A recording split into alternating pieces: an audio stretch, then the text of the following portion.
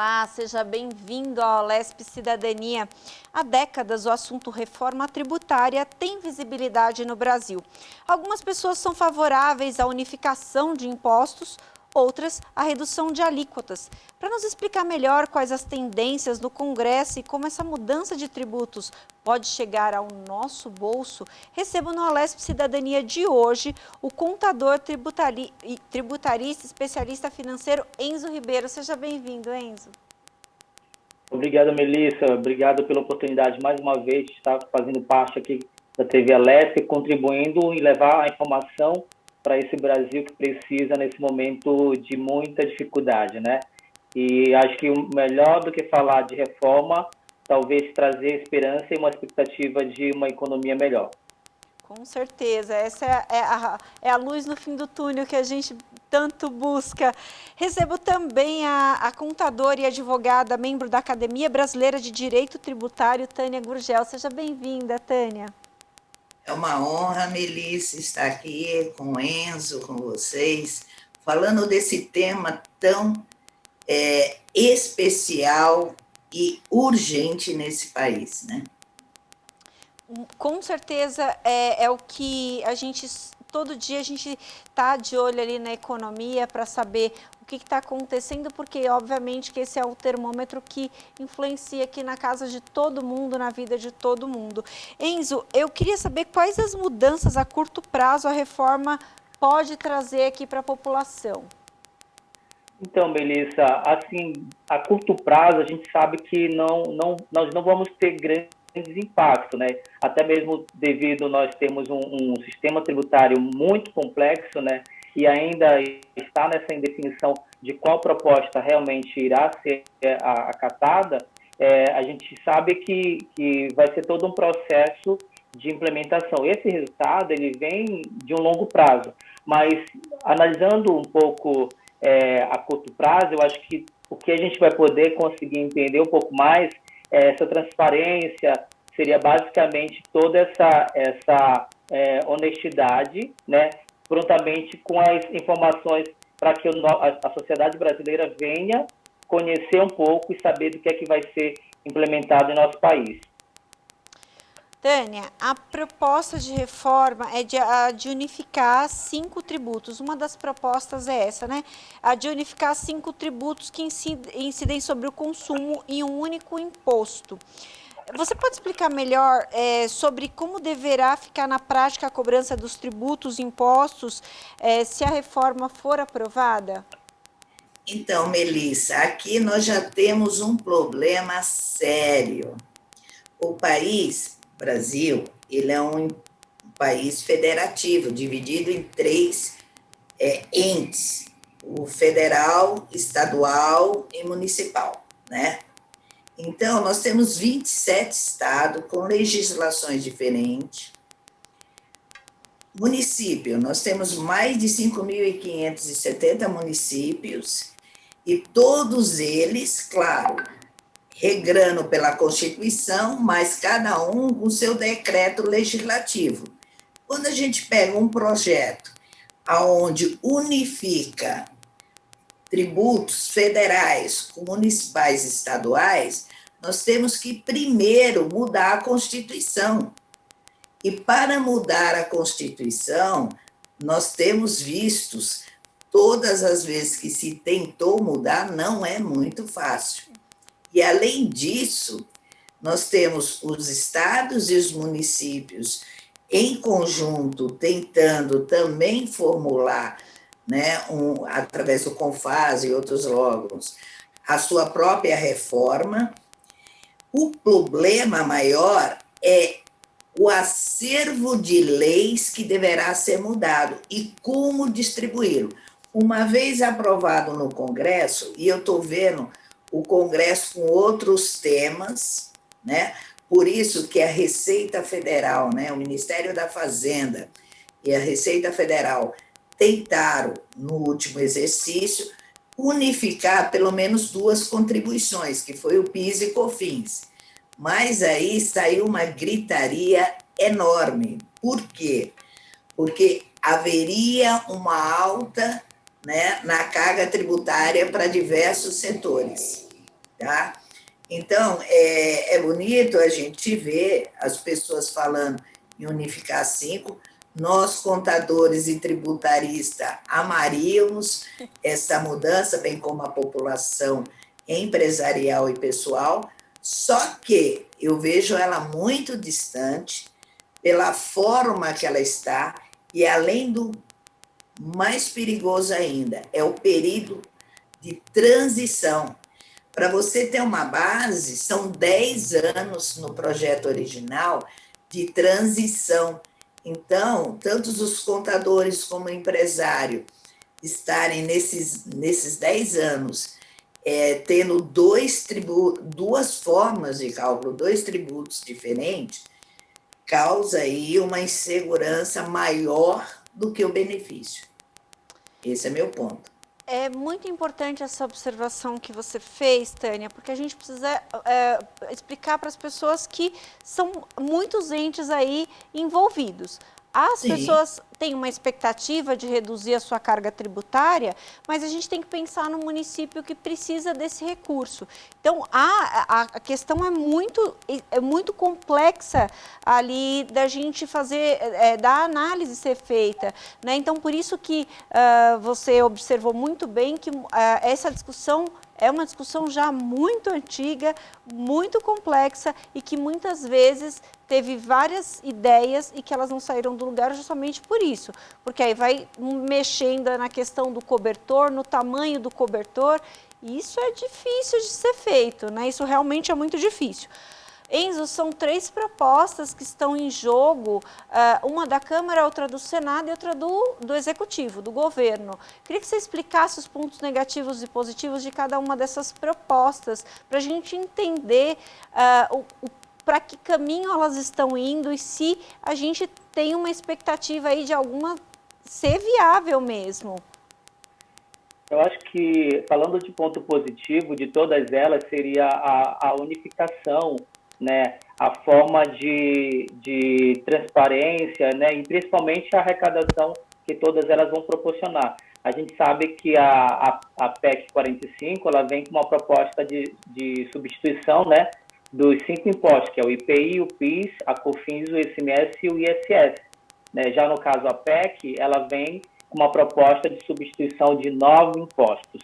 Né? A gente sabe que tanto a PEC quanto a PEC 45 quanto a PEC 110, ela vai criar o imposto, né, que é o IBS, né, que é o Imposto sobre Bens e Serviços, principalmente por uma questão de alíquota única.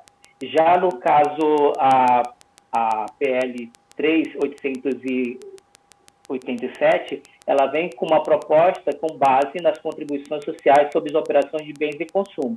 E tem um ponto bem interessante que a PL 3887, que ela vem com uma proposta de uma alíquota uniforme de 12% para empresas em geral, né, e exportadores, e 5,8% para instituições financeiras, planos de saúde e seguradoras.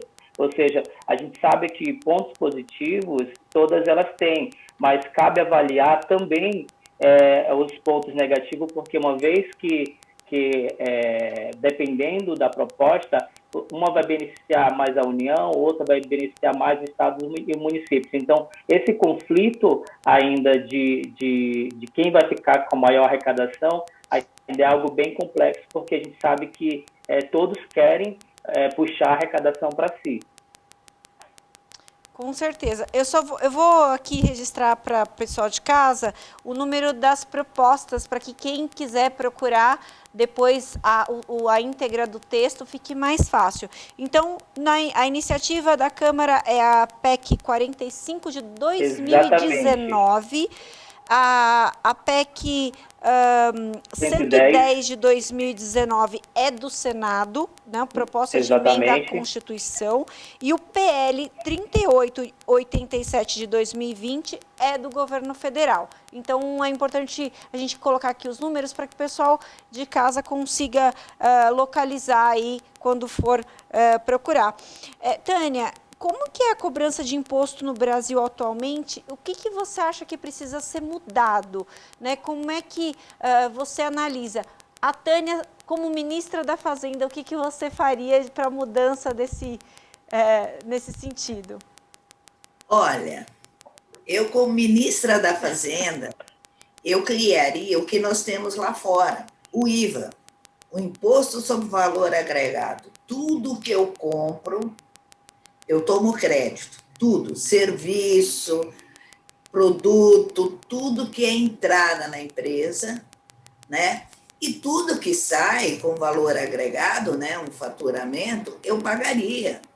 A forma mais simples, quando você está num país lá fora, é você ver o preço na prateleira da mercadoria e do lado a carga tributária daquele produto.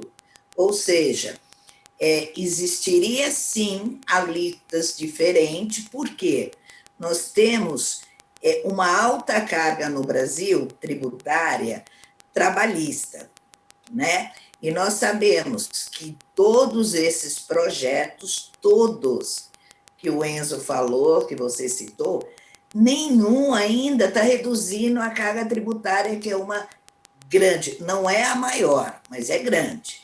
Então, veja bem, quando você fala do imposto que unifica o PIS e COFINS e eleva a alíquota para 12%, quem tem todo o setor de serviço, uma empresa de vigilância, uma empresa de limpeza, os seus insumos é mão de obra direta, quer dizer, a sua CLT. Então, ele não teria uma redução de carga tributária, ele teria um aumento de carga tributária. Eu acho que seria justo e verdadeiro que a gente pudesse pegar as empresas de serviço que estão com uma carga maior, abater uma parte do que ele paga da mão de obra, né? Se escolher um delta de redutor. Hoje, para você ter uma ideia, o ICMS, que é recolhido aos estados, já vai uma parcela, sim, pequena, mas vai para o município aonde a empresa ou o serviço começou, no caso de transportes. Então, já há um repasse, a própria União repassa um pouco para os estados. Então, já existe este escalonamento para ser fatiado. Mas o que nós temos que ter, em verdade, é que, por exemplo, vou citar o exemplo mais fácil, as empresas do Simples, que era para ser simples, no começo foi simples, né? Em 1999, quando o Simples foi instituído. Hoje, para você pagar um Simples, ainda mais os estados cobrando substituição tributária, antecipação tributária, há um complicômetro para uma empresa que fatura até 4 milhões e 800, que até acaba inibindo o empresário a empreender no país. E mais, se ele não tiver um técnico, quer dizer, um bom contabilista, o auxiliando, prevendo, é factível que ele vai ter problemas e amanhã ele vai pagar um auto de infração muito alto. Então, nós deveríamos reduzir isso. Você entendeu? Fazer uma pauta de preço, ok, mas você sabe, como eu sei, nós somos muito grandes, nós somos um país muito grande. Aqui no Brasil cabem vários países da Europa. Então, nós deveríamos, sim, trazer pessoas e entidades para achar o IVA, né, o valor agregado em cada estado, e fazer um escalonamento conforme o poder aquisitivo, respeitando cada região. Porque se a gente fizer um reflexo só em São Paulo, Rio, aqui a parte sudeste, nós podemos penalizar regiões norte, nordeste, que vivem de outros insumos. E também, né, nós temos setores, né, isso aconteceu em governos passados, que foram desonerados de tributo. Então, eu sou partidária de dar a César o que é de César. Eu concordo que setores estratégicos, como agricultura, mas transporte, né, e outros que foram muito favorecidos, deveriam ter uma reanálise da carga tributária, senão todo mundo paga pesado. Enzo, o Enzo, ministro da Fazenda, como é que ele adotaria ali as medidas para melhorar essa questão da fiscal no Brasil? Então, acho que primeiro seria a gente avaliar principalmente o que é justo, né, de pagamento de imposto. Aí vamos citar um pouco sobre o exemplo que a gente fala que ser justo. Hoje a gente falando de imposto de renda, principalmente, quanto mais você tem a sua renda mais alta, você paga o imposto de renda. Então, nesse sentido, sim, é justo. Porém, nós temos impostos aí como o ICMS, né, que é o Imposto sobre Circulação de Mercadoria e Serviço, que ele acaba sendo muito injusto porque não é aplicado sobre a renda, ou seja, ele iguala, de certa forma, independente se a família classe A ou classe C, ela vai pagar o mesmo imposto. Então, isso, de certa forma, é algo que precisa ser reparado por conta dessa reforma. Então, é um ponto, como eu falei, que precisa ter uma atenção muito grande para que a gente possa ter uma igualdade, né, de classe, olhando principalmente a própria transparência na informação e aplicação desses impostos. É importante essa colocação, Enzo, inclusive porque o peso desses impostos para a classe A e para a classe C são completamente diferentes. Tânia, quais são os impostos que mais pesam no bolso do brasileiro e que você acha que poderiam ser extintos ou unificados ou modificados ou até reduzidas as alíquotas? Quais são os que mais pesam? Olha, eu vou reforçar o que eu já disse aqui. Nós temos que gerar emprego. Nós temos o país hoje com alto nível de pessoas desempregadas. Então, a geração do emprego está ligado a essa carga enorme e também vários benefícios. Se a gente está falando aqui que os empresários precisam ter uma conta justa, então, uma das coisas que eu acho que nós temos obrigação de rever é a carga tributária da parte da mão de obra aplicada. O Enzo, muito bem colocado, né? Ele disse uma diferenciação do crédito tributário para as classes menores. Por exemplo, quando uma empresa grande, uma empresa média, o que eu chamo de média ou grande? Empresas que faturam acima de 4.800.000. Eles compram de pequenos, né, da microempresa e pequeno porte, o crédito transferido para essa grande empresa é muito pequeno, né? No ICMS ele vai tomar um crédito no máximo 365, do IPI ele não toma crédito. Então, se ele favorece, olha que interessante, a pequena empresa no Brasil, ele acaba pagando mais caro na hora da saída o seu imposto. Então, eu acho que poderia-se pensar numa forma escalonada, a gente voltar esse país a ser um país de industrialização e não maciçamente de prestação de serviço.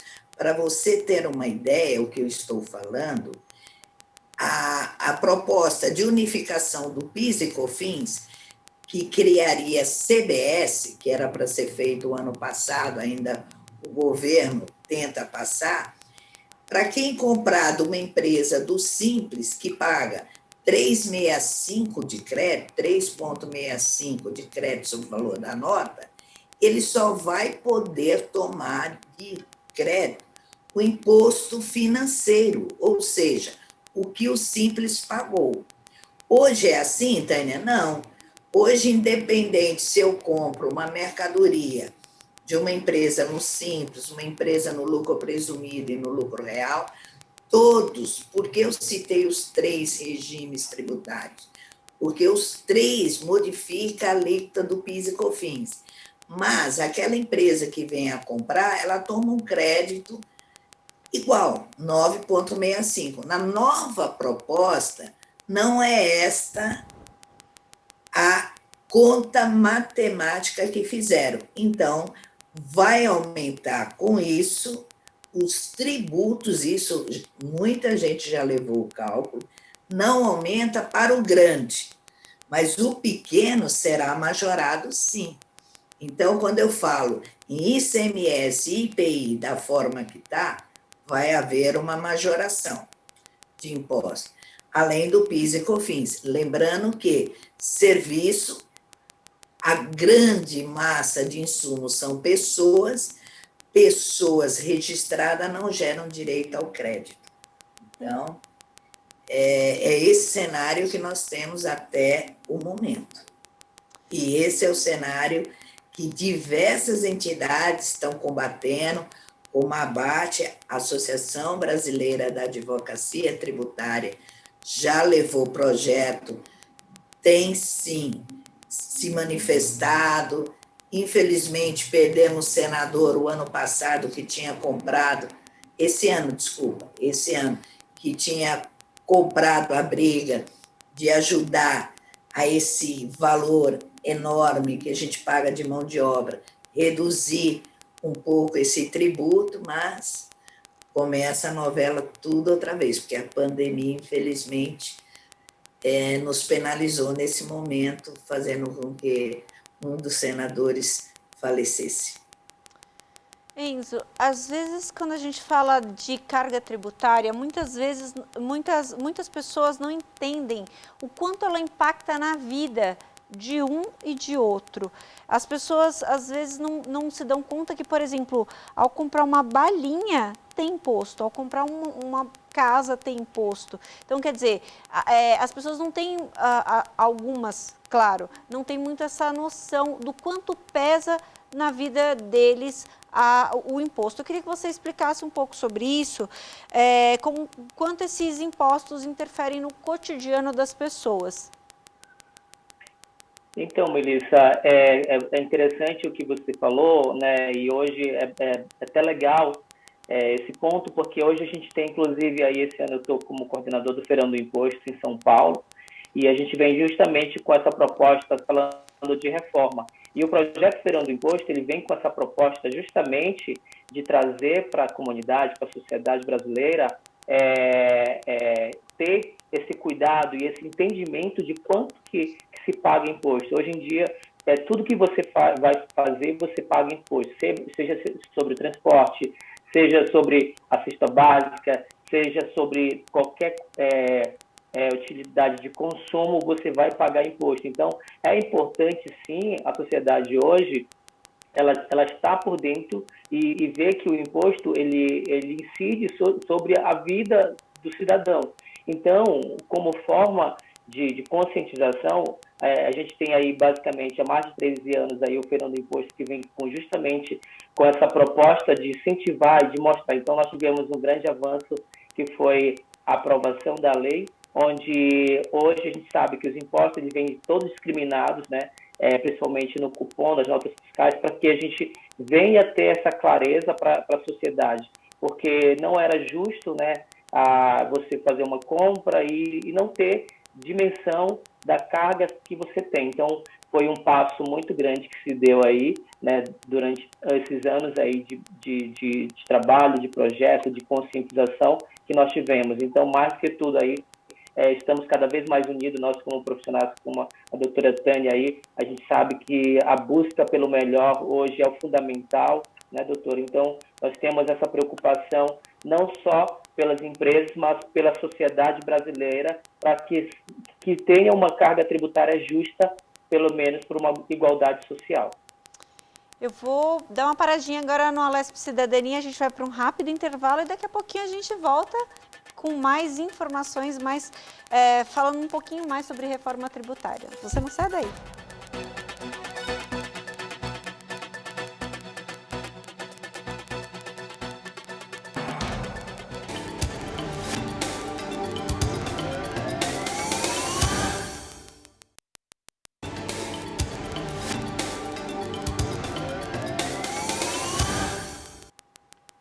Voltamos com a Lespe Cidadania. A gente está falando um pouco sobre reforma tributária que causa impacto na vida de todos nós. Eu estou aqui nesse bate-papo com o Enzo Ribeiro, que é contador tributarista e especialista financeiro, e com a Tânia Gurgel, que é contadora e advogada tributarista. E a gente falava no bloco anterior um pouco sobre o peso dessa carga tributária que a gente tem no Brasil na vida de todo mundo. Eu queria, Enzo, que você falasse se você vê que essa carga tributária aumenta as desigualdades no Brasil. A gente comentou anteriormente o quanto pesa de maneira diferente os impostos, porque as alíquotas são únicas, muitas delas são únicas. Então, a diferença que para uma pessoa que ganha um salário mínimo do peso do imposto para uma pessoa que ganha 50 salários mínimos, o peso é completamente diferente. Eu queria saber se você enxerga que isso também é um fator para aumentar as desigualdades no país. Sem dúvida, Melissa. Eu vejo sim como um dos pontos aí que a gente sabe que isso gera uma desigualdade muito grande. Como eu falei mais cedo, em alguns casos, né, que a gente tem aí tributos de forma justa, que eu citei o caso do imposto de renda, temos também aí o imposto sobre os bens que você tem, ou seja, quanto maior o teu bem, maior você vai pagar de imposto. Porém, nós temos ainda um principal, que é o que afeta hoje os mais pobres, que não faz essa distinção de classe, né? Que é o ICMS, onde as pessoas têm, infelizmente, independente de renda, você vai pagar isso. Então, como eu disse, talvez com esse projeto de revisão possa trazer uma alternativa onde a gente consiga tirar essa desigualdade ou talvez minimizar um pouco essa forma de tributar, né, para que principalmente os mais pobres, aqueles que têm uma baixa renda, não venham ser tão afetados, né, independente de situação. Uhum. Tânia, ano passado, quando começaram a debater com mais afinco essa questão da reforma tributária, a pandemia interferiu nesses debates, né? A gente sabe que não é fácil, às vezes, fazer o debate de maneira virtual, e outras pautas foram surgindo ao longo do caminho, inclusive para mitigar a pandemia. Eu queria saber se você vê uma possibilidade nessa postergação do texto ser modificado, de haver alguma mudança significativa aí no que pode ir a plenário para votação. Então, eu vejo sim um impacto não só do aspecto de debates para as sociedades, para as entidades, fortalecendo as reuniões entre vários entes, né, as próprias federações das indústrias, do comércio, levando proposta e adereços, e a pandemia acabou permitindo que essas reuniões se limitassem muito. Por mais que você tenha limitação, você sabe que exemplificar, fazer uma live, muitas vezes acaba não trazendo aquele network convívio entre as entidades. Infelizmente, a conta da pandemia, né, tudo que está sendo gasto na pandemia, é um dado também que nós devemos rever. Por quê? O que os empresários, o que a sociedade espera da reforma tributária, da reforma trabalhista, é uma redução de tributos. O presidente tem explanado isso, todo mundo tem explanado isso. E como fazer uma redução com caixa baixo, com caixa negativo, né? O Enzo muito bem colocou no bloco dele, e eu gosto de fazer essa enquete, você vê, a maior classe, a maior remuneração, né, muitas vezes não paga imposto, porque ele acaba abrindo uma empresa, né, uma PJ, uma empresa, um CNPJ, prestando serviço, enquanto se ele fosse CLT, ele pagaria a conta, né, a conta da Previdência. E o que a gente está presenciando? Que grandes salários estão sendo trocados por PJ. Isso nós vimos nos meios de comunicação, né? A pejotização está completa, no esporte também, em outros lugares. Então, o que a gente percebe? Que a classe trabalhadora, aquela que paga porque descontam da sua folha os recolhimentos, eles estão sendo penalizados. A própria não alteração da tabela de imposto de renda, já faz década que não altera, né? Acaba tirando cada vez mais. Eu aqui fazendo declaração de um padre, por exemplo. O padre, o ano passado, coitado, ele ia receber de restituição R$ 2.500. Não atualizaram a tabela do imposto de renda, o seu rendimento aumentou só um pouquinho, o convênio abaixou porque foi postergado o aumento, ele vai ter quase nada de devolução, tendo sido retido mais de R$ 7.000. Você vê que é um absurdo. Quer dizer, quanto menos eu tenho de renda, mais eu estou pagando. E quem compra, quem gasta no país? Onde a gente tem que pôr dinheiro? Nesse ponto, eu pego uma carona ao que a equipe econômica está falando. Nós temos que colocar dinheiro na classe que gasta, que é a baixa classe, né, os trabalhadores de um modo geral. Porque quem tem muito dinheiro, agora não, né, que está fechado vários países lá fora, mas iam para fora gastar dinheiro e não no nosso país. Então, a gente tem que rever essas coisas. A gente tem que mudar. Não é só o governo mudar. A sociedade tem que pleitear, né? Nós temos que jogar, brigar, fazer com que o nosso representante de entidade perguntar via e-mail, né? Se colocar o que você está fazendo para a reforma tributária, qual o posicionamento da reforma. O Estado de São Paulo, nós percebemos, né, que duas coisas. Não foi dado nenhum benefício para nenhuma indústria agora na pandemia. Nenhum parcelamento, né, uma postergação, ou mesmo as pessoas tiveram que opinar em pagar os seus funcionários ou pagar tributos. Então, a gente tem que ajudar as empresas e ajudar o povo brasileiro para que haja caixa e haja consumo. Só assim nós vamos conseguir ser uma potência. Nós temos que comparar o Japão. Quando o Japão foi destruído numa Segunda Guerra Mundial, gente, o povo se uniu. E hoje eles são uma superpotência. Nós somos muito mais ricos em geografia, em agricultura, em uma série de coisas. Nós podemos ser a maior nação no mundo.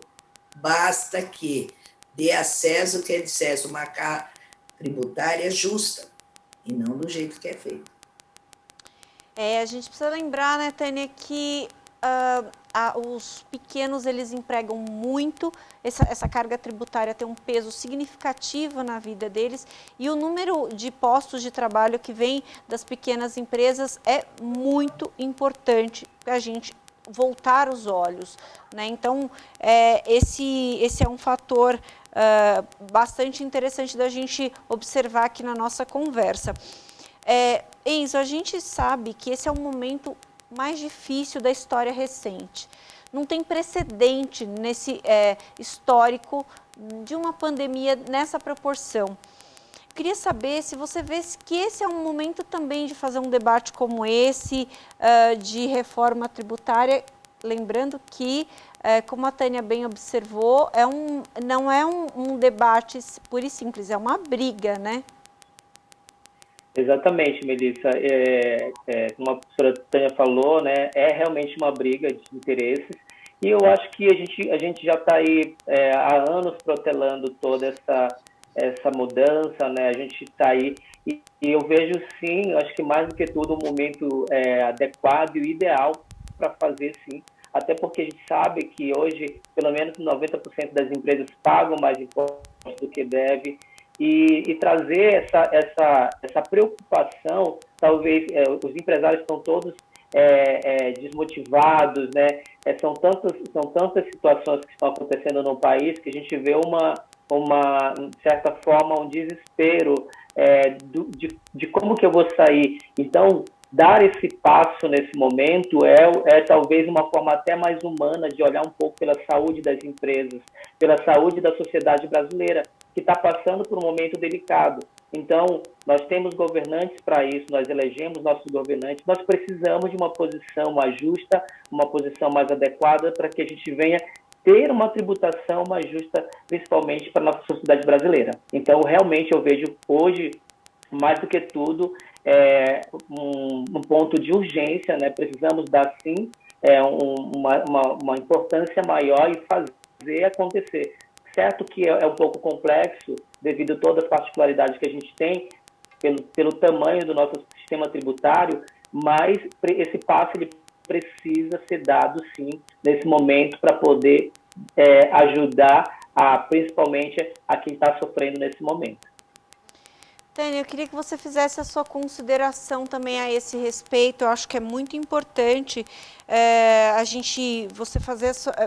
você observar se esse é o momento da gente também, se você acha que é o momento de fazermos reforma. Olha, a reforma está muito atrasada. Por quê? Nós precisamos ser um país descomplicado. Você entendeu? Nós precisamos trazer investimentos de fora. Eu, por muitos anos, trabalhei em empresas nacionais e multinacionais. Eu tinha que mostrar vários livros em cima da mesa para que o meu controller de fora entendesse a tributação no país. Para você ter uma base, como nós falamos no início, são 27 estados. Se eu sou uma empresa de produto e serviço, eu tenho que estudar 27 legislações, 5.500 decretos municipais. Além disso, tem toda a diferenciação federal, né?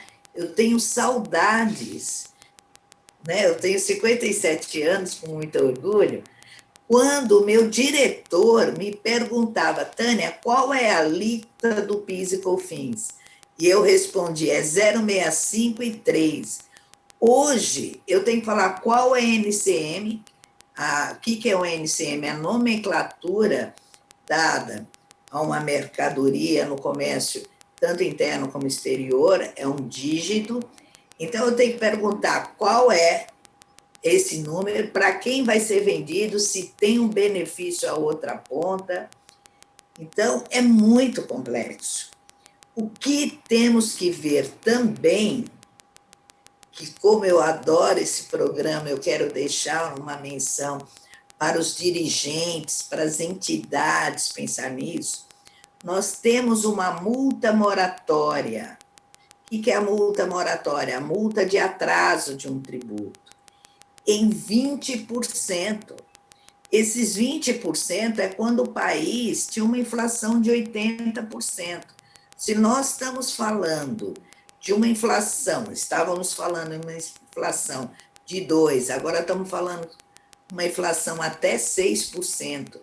É justo, neste momento, nesse 1 ano e meio, punir um empresário ou punir uma pessoa física que atrase o seu imposto em 20% mais Selic, ou se eu pedir um parcelamento, eu vou pagar essa multa de 20%, honorários de advocacia para o Estado, ou para a federal, ou para o município, mais ainda, no mínimo, 1% ao mês. Quer dizer, eu estou incentivando as pessoas a não pagarem, mesmo entrando um dinheiro. Por quê? Aqui no país, infelizmente, quem paga certo todo dia não há um benefício, mas muitos ficam esperando um refis. Que é refis? É programa de parcelamento, onde tira multa e juros. Será que não é o momento que agora as empresas retomando, eu pensar, olha, vamos reduzir, vamos trazer caixa para a empresa, que nós sabemos, e para o governo, diminuindo as multas e juros, ninguém quer estar inadimplente, ninguém, nenhuma empresa quer ter um nome negativado, você entendeu? Então, não é a hora de privilegiar quem não demitiu. Será que não é a hora de privilegiar quem está oferecendo uma linha de financiamento diferenciada? Eu tive que propor a clientes, pega um empréstimo para pagar tributo, porque dever para o banco foi mais barato do que o dever para o fisco. Isso não pode num país que quer crescer, esse confisco, né? Nós precisamos manter todo mundo pagando o justo, todo mundo pagando o correto, e não um arbitramento de multas. Né? Concorda, Enzo? Com certeza, doutora. Realmente faz muito sentido, né? E a gente sabe que a busca pela aplicação adequada desse imposto, né? Eu acho que é o que nós desejamos, é o que nós buscamos com essa reforma, né? A transparência, principalmente, porque a gente sabe que vive num país que é extremamente burocrático, a burocracia hoje ela é um entrave muito grande, né, nos profissionais da área contábil, porque a gente sabe que tudo é um pouco mais delicado, a quantidade de informações e o tempo que se leva para poder transmitir todas essas informações. Você, doutora, sabe mais do que tudo, né? Você que é especialista, foi uma das mães do SPED, né? Da escrituração fiscal digital, desde aquela época de SPED, que a gente sabe que foi todo um processo de transição delicado, onde teve que se entender as falhas ainda existem na entrega das obrigações que o governo impõe, né, para as empresas, né? Então, todos esses dados aí, de certa forma, claro, é uma preocupação, uma forma transparente, mas não é só o governo exigir transparência das empresas, mas também não dar essa transparência para a sociedade. Então, eu acho que é olhar também pelo lado das empresas nesse sentido, né? Não só apenas cobrar, porque no momento em que as empresas elas deixam de entregar uma obrigação acessória, que elas entregam de forma indevida ou com alguma incorreção, ela é penalizada. Mas até que ponto, quando ela entrega mais, né, ou recolhe mais imposto, o governo vem bater na porta da empresa e dizer assim, vem aqui que você entregou a mais, entendeu? Eu estou aqui para te devolver. Isso nunca acontece, né? Então, eu vejo isso como algo que também o governo ele precisa dar essa contrapartida para as empresas também.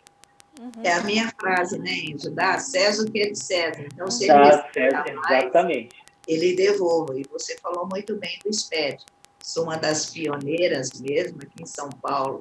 Tive o prazer até de fazer palestras na Cefaz, em diversos órgãos, instituições, escola, e posso afirmar que nós temos mecanismo para ajudar os empresários, para orientar os empresários.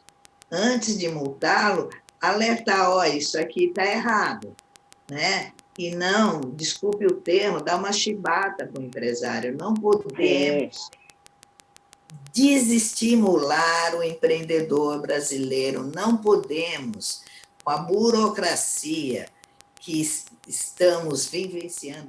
Gente, no final de ano, se você vê todo o ano empresarial, são mais de 87 impostos, taxas, emolumentos, contribuições, é muita coisa para ler. Exatamente. Absurdo isso, é absurdo. Aí o empresário acha que é o contador. Não é o contador registra fatos pretéritos. A empresa já comprou, já vendeu, né? já pagou e já recebeu. Então, toda essa sinergia, agora, vamos simplificar isso. Basta de complicações, basta.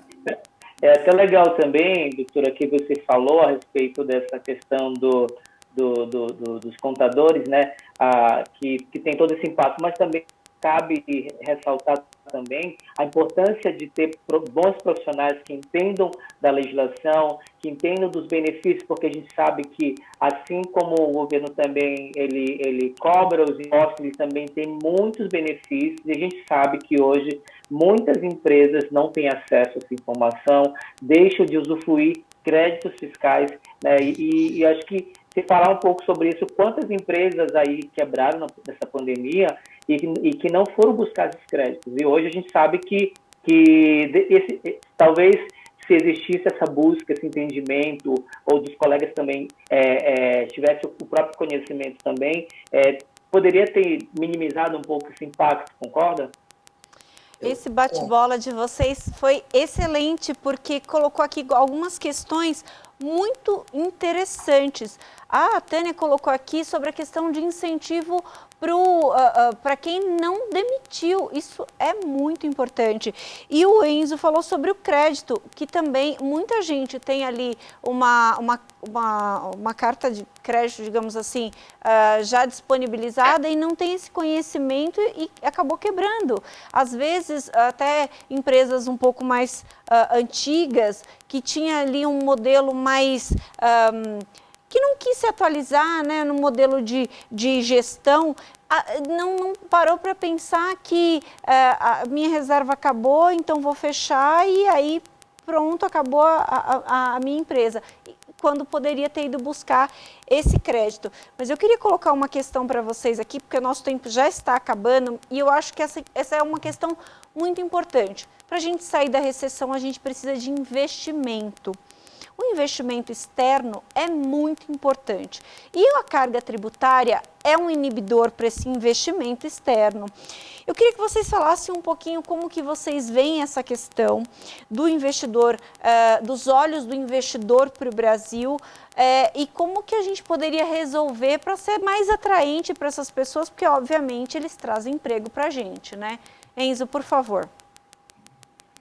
Então, Melissa, eu acho que entra justamente nesse discurso que a gente havia falado ainda há pouco. A burocracia, né, quando o investidor ele vem, ele olha de certa forma que existe, além da carga tributária um pouco elevada, ele já enxerga também essa burocracia, né, a criação do CNPJ, a tributação em si, às vezes até o próprio alvará de funcionamento, que é um processo também, a gente sabe que aqui em São Paulo é um pouco mais demorado, ou seja, nós temos tantos entraves aí que, de certa forma, acabam inibindo. Então, hoje, talvez, se a gente conseguisse desburocratizar um pouco mais, claro que a reforma está vindo aí com o objetivo de tornar menos burocrático, mas eu vejo que também não é só a parte tributária, os processos em si, nos órgãos públicos, precisa ser um pouco mais ágeis, né, no sentido de trazer menos burocracia, levar menos tempos para ser analisados e fluir de uma certa forma mais rápida, porque eu tenho certeza que isso, de certa forma, vai atrair também os olhos dos investidores. Tânia? Olha, Melissa, eu vejo um lado muito importante que me dói o coração e os olhos quando eu pego o meu carro hoje e vou para determinadas regiões aqui, perto de São Paulo mesmo, no município de São Paulo, e vejo prédios enormes, vazios. E acúmulos de IPTU, muitas vezes, né? Porque se está ali, a empresa fechou e tudo. O que seria interessante, não só nós como entidades, propor o negócio, mas os próprios deputados criarem leis aonde desonerasse, né? Porque está inadimplente, desonerasse ou desse um abatimento, uma redução de alguma forma tributária para aquele empresário, não importa só se é de fora do país, mesmo de outros estados, que queiram vir para São Paulo, né? Nós estamos agora com o ABC, que é uma tristeza enorme e vazio, né? O ABC, ABCD, muito grande. Então, nós temos que sentar, fazer conta, né? Não adianta a gente querer que só uma parte da sociedade pague isso. Nós precisamos também viabilizar um projeto, uma cartilha. Eu sei que há anos não é feito um concurso público para admitir fiscais, auditores e tudo mais, eu sei. Mas vamos fazer uma cartilha por determinar. Mas quem vai fazer essa cartilha?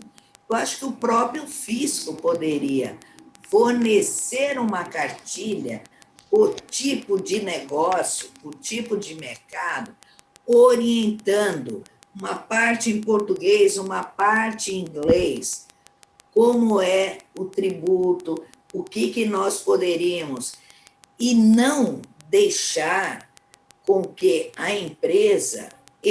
Olha, outro dia eu conversando, vou até citar aqui, com um grande amigo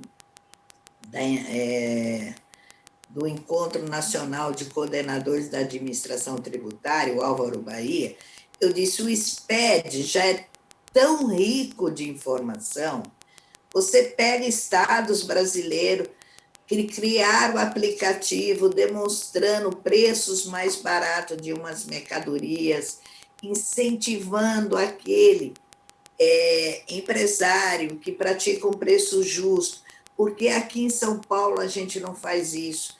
Porque aqui em São Paulo a gente não gera emprego, gente. É incrível. Você está vendo as pessoas saírem do país, do estado mais rico, empresários preferindo ir para a Bolsa de Valores do que gerar negócios no país. Nós temos que gerar renda, nós temos que incentivar todos que querem empreender a ter, por exemplo, o empresário que começa numa MEI pagando R$60 por mês, quando ele passa de 81 mil no ano, ele já vai para uma carga tributária muito grande para o volume dele, né? Porque 70 reais, vamos falar em 80 reais, é 1%. Quando ele sai do meio, ele já paga 6, 10, 15, dependendo da onde. Então, vamos rever outras classes, vamos ajudar. Brasil, eu amo o Brasil. Discordo de quem fala que o Brasil está lascado. O Brasil não está lascado. O Brasil vai se tornar uma potência mundial. O Brasil tem o povo que é, acima de tudo, corajoso, ama a pátria, ama seu país, veste a camisa, não só numa Copa. Então, vamos efervescer a grandeza, vamos mostrar que juntos podemos. Juntos com certeza. Somos. Sem a menor dúvida. Eu queria agradecer demais a participação de vocês, foi muito bacana. A Tânia falou agora no final sobre ir para a Bolsa ao invés de gerar negócio. Isso dá outro programa, viu, Tânia? Muito importante a gente voltar os olhos para essa questão, porque a gente precisa investir no país, né? Efetivamente investir no país, para que ele cresça, gere emprego, as pessoas tenham uma condição melhor de vida, cada vez melhor de vida, né? Muito obrigada, Enzo, muito obrigada, Tânia, pela participação Melissa. Aqui no Alesp Cidadania. É muito importante a gente tratar sobre esse assunto. Muito obrigada, viu? Obrigada a você e conte comigo. Esse foi mais um Alesp Cidadania. A gente falou sobre reforma tributária, uma matéria que está em tramitação no Congresso Nacional. A gente falou com o Enzo Ribeiro, a Tânia Gurgel. Está em tramitação no Congresso, mas reverbera na nossa vida, aqui no nosso dia a dia. Muito obrigada pela sua companhia. Você fica agora com a programação da Rede Alesp. Você pode rever esse programa e outros programas da Rede Alesp nas nossas redes sociais. Até a próxima!